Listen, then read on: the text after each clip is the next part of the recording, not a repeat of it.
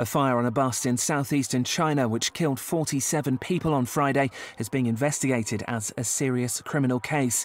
It caught fire during rush hour as it travelled along an elevated stretch of highway in the coastal city of Xiamen. Amateur footage shows crowds looking on at the burning bus, people carrying the injured to safety, and firefighters trying to extinguish the blaze. Early investigations into the cause have found that it's unlikely to be down to technical failure. There was no damage to the tyres or oil tank before the fire, and petrol is believed to have been used as an accelerant while the bus ran on diesel. It wouldn't be the first time a bus has been targeted in China. In 2009, a passenger set fire to himself in Chengdu, killing 27 people. In the same year, a disgruntled steelworker started a fire which killed 24. As well as the 47 people killed in the fire on Friday, 37 were injured. Local government have set up 5 emergency response teams to cope with the aftermath.